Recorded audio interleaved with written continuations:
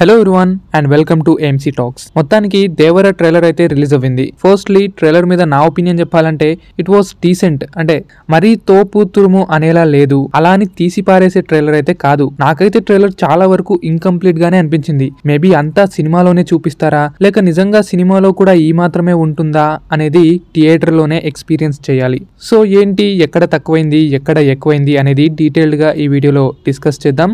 And trailer చూస్తున్నంతసేపు plot కూడా very simple గా అర్థమవ్వింది. I'm not sure about it, but trailer లో ఏం డైరెక్టర్ గారు చూపించాలనుకున్నారో అనేది మాత్రం మనం గమనించవచ్చు. యాజ్ ఎక్స్పెక్టెడ్ గానే డ్యూయల్ రోల్ లో ఎన్టీఆర్ గారు ఫాదర్ అండ్ సన్ గా యాక్ట్ చేస్తున్నారు. ఎంతసేపు మనకి గ్యాంగ్స్టర్స్ కనబడతారు గానీ వాళ్ళ గొడవ ఏంటి రచ్చ ఏంటి అనేది మనకి పెద్దగా ఐడియా లేదు. కానీ దేవర ఇంకా విలన్ ఇద్దరు మంచి ఫ్రెండ్స్ అనేది సింపుల్ గా అర్థమవుతోంది. అయినప్పటికీ మన విలన్ హీరోని బిట్రే చేసే పనిలోనే ఉంటాడు. మేబీ హీరో మరీ న్యాయంగా ఉన్నందువల్ల విలన్ కి కూడా కాస్త బోర్ కొట్టేసి ఉంటుంది. బట్ ఇలాంటి కాన్సెప్ట్లు ఉంటే మనకు కూడా కాస్త బోర్ కొట్టొచ్చు. మరి కొర్రిమావా స్క్రీన్ ప్లే తోనే చూసుకుంటాడు, even with the routine script కాబట్టి మనం పెద్దగా మాట్లాడుకోవక్కర్లేదు. బట్ అది మాత్రమే కాకుండా దేవర కొడుకు ఒక పిరికివాడిగా, అంటే ఫైట్స్ లో ఇన్వాల్వ్ అవ్వని వాడిగానే ఎంతసేపు కనిపిస్తూ ఉంటాడు. అయినప్పటికీ దేవర చనిపోవటం వల్ల తన కొడుకు కూడా పౌరుషం తెచ్చుకొని ఎమోషనల్ కనెక్షన్ వల్ల మేబీ తనే మళ్ళీ దేవరగా మారి విలన్ కి చుక్కలు చూపిస్తాడు కావచ్చు.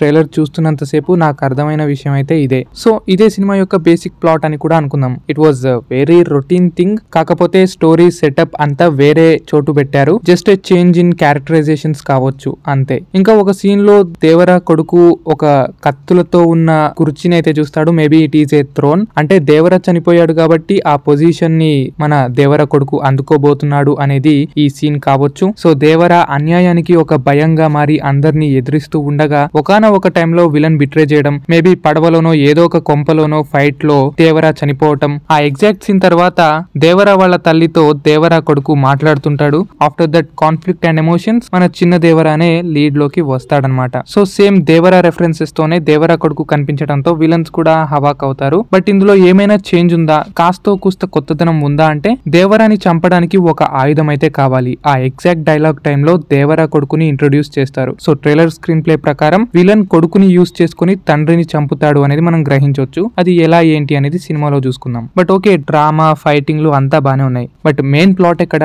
కొత్తదనం ఏంటి అనేవైతే ఇప్పటిదాకా కనబడలేదు.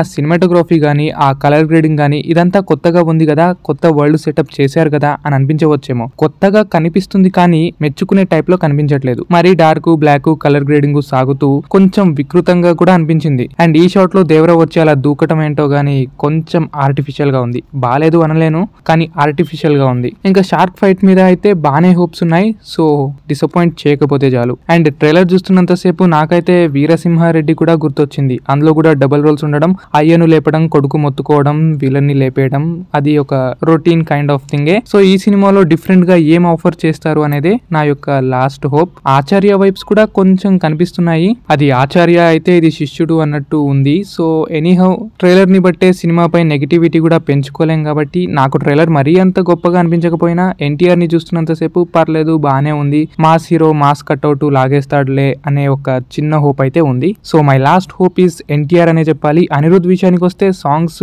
బానే ఉన్నప్పటికీ బీజం కూడా కొద్దిగా ఎలుకలు తరిమేలాగానే అనిపించింది. అనిరుద్ అనగానే ఎక్స్పెక్టేషన్స్ ఎక్కువ ఉంటాయి. అందులోనూ ముఖ్యంగా ఎన్టీఆర్ అండ్ అనిరుద్ అనగానే చాలా హోప్స్ ఉంటాయి. ఈ విషయంలో అయితే డిసప్పాయింట్ అయ్యాను. జనరల్ గా బీజం బాగున్నా సరే ఆ హైప్ కి కాంబినేషన్ కి అదంతా తోపు అయితే కాదు. పైగా mass movie, mass look, mass getup, mass village setup కాబట్టి చాలా ఎక్స్పెక్టేషన్స్ ఉండేవి. ఈ విషయంలో డిసప్పాయింట్ అయ్యాను.